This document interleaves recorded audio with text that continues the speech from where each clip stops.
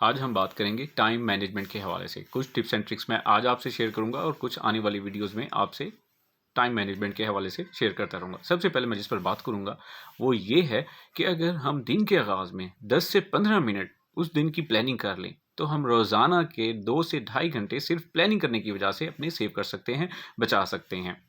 और दूसरे नंबर पर जो हम बड़ी गलती करते हैं वो ये है कि जब भी हम कोई प्लानिंग कर रहे होते हैं, हम क्या करते हैं कि लेट्स सपोज हमें कोई काम या टास्क हमें उसके लिए टाइम फिक्स करना है और वो टास्क जो है हमें लग रहा होता है कि हम आधे घंटे में कर लेंगे, जबकि प्रैक्टिकली वो टास्क 1 घंटा लेता है। वो काम 1 घंटा हमें चाहिए होता है उसको परफॉर्म करने के लिए। ये हम बड़ी गलती करते हैं, जिसकी वजह से जो प्लानिंग करके हम जो हमें गोल अचीव करना होता है वो हम नहीं कर पाते, सिर्फ इस एक गलती की वजह से। नेक्स्ट टाइम हमने क्या करना है, हमने ये करना है कि अगर हमें लग रहा हो कि एक काम को हम 1 घंटे में कर लेंगे, तो उसके लिए हमें 2 घंटे फिक्स करने चाहिए, ताकि हम उस टास्क को ज़बरदस्त तरीके से परफॉर्म कर सकें और जो गोल हम प्लानिंग करके हासिल करना चाहते हैं वो हासिल कर सकें। नेक्स्ट मैं बात करूंगा, हमें खुद को और अपनी चीज़ों को ऑर्गेनाइज करना चाहिए। जितना हम खुद ऑर्गेनाइज होंगे, हमारी चीज़ें ऑर्गेनाइज होंगी, उतना ही हमारे लिए बेहतर है। एक रिसर्च के मुताबिक सिर्फ ऑर्गेनाइज करके खुद को और अपनी चीज़ों को हम डेली के 30 मिनट सेव कर सकते हैं। लेट्स सपोज आप कहीं बाहर जाते हैं या बाहर बाहर से घर आते हैं, आप अपनी चीज़ें बिल्कुल ऑर्गेनाइज करके रखते हैं। जिस तरह से आप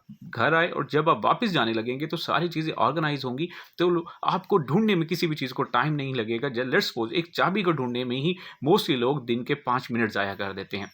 नेक्स्ट मैं बात करूंगा कि हम कोई भी काम करते हैं, कोई टास्क है वो हमारे ज़िम्मे है। लेट्स सपोज वो टास्क 1 घंटे का है, हम उस टास्क को कर रहे हैं, तो पर आवर जो रिसर्च के मुताबिक डिस्ट्रैक्शन आती है, डिस्टर्बेंस आती है, वो 6 to 7 टाइम्स 1 घंटे में आती हैं। तो इन डिस्ट्रैक्ट वो क्या हो सकती है, वो डिस्ट्रैक्शन ये भी हो सकता है कोई आ गया, हमसे बात करने लग गया, हम मेल चेक करने लग गए, हम सोशल मीडिया यूज़ करने लगे। इसके अलावा बहुत सी डिस्ट्रैक्शन हो सकती हैं। और अगर एक डिस्ट्रैक्शन 5 मिनट्स भी ले जाए, तो आप देखें कि 1 घंटे में हम क्या हमारी उस टास्क की या उस काम की क्या प्रोडक्टिविटी रही होगी। तो हमें इस तरह की डिस्ट्रैक्शन से बचना चाहिए। नेक्स्ट पॉइंट क्या है कि हमारा फोकस जो है आजकल बहुत लूज़ हो चुका है, फोकस का बहुत ज़्यादा प्रॉब्लम आ रहा है। तो फोकस को हम कैसे बेहतर कर सकते हैं, किसी काम को वाइल डूइंग एनी वर्क हम अपने फोकस को कैसे इंप्रूव कर सकें, उसका सबसे बेहतरीन हल ये है कि हम वहाँ के इन्वायरमेंट को बेहतर कर सकें। जो हम टास्क कर रहे हैं, जो हम काम कर रहे हैं, उसका इन्वायरमेंट बेहतर करें। तो इस तरह से रिसर्च से साबित है कि हम अपने फोकस को कंट्रोल कर सकते हैं, फोकस को बेहतर बना सकते हैं। लास्ट में मैं बात करूंगा, we should not be 11th hour. 11th hour क्या है, सिंपली ये है कि कोई भी काम हमारे जिम्मे है, कोई टास्क हमने कंप्लीट करना है, तो हम क्या करते हैं, हम उसका एंड टाइम तक इंतजार करते हैं कि पानी सर से गुजरने वाला हो जाए, तो हम तब इसको कंप्लीट करेंगे या उसको परफॉर्म करेंगे या उसको पूरा करेंगे। लेट्स सपोज आपने कोई बिल्स पे करने हैं, लेट्स सपोज आपने कोई प्रेजेंटेशन देनी है, एंड तक आप उसका इंतजार करेंगे और एंड में आप उसको परफॉर्म करेंगे। उसके बाद आप क्या होंगे, आप बड़े खुश होंगे कि भाई मैं एंड में काम कर लेता हूं, मैं एंड में कोई भी टास्क को मैं उसको परफॉर्म कर लेता हूं। लेकिन इसका बड़ा नुकसान ये है कि जो इंप्रूवमेंट आप में आनी चाहिए वक्त के साथ, अब वो इंप्रूवमेंट गेन नहीं कर पाते। जो टाइम, जो काम आप मैनेज कर सकते हैं, जो क्वालिटीज़ आप में आपको बदल सकती हैं, वो क्वालिटीज़ आप हासिल नहीं कर सकते।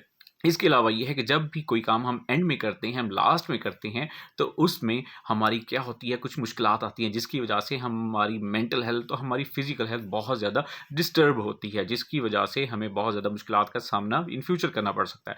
तो हमें क्या करना चाहिए, we should not be 11th hour. हमें 11th आवर नहीं होना, हमें इस आदत से छुटकारा पाना है और अपनी टाइम मैनेज को बेहतर करना है। मज़ीद आने वाली वीडियोज़ में मैं इंशाल्लाह इस तरह के टिप्स एंड ट्रिक्स इस बेहतर शेयर करता रहूँगा। Thank you.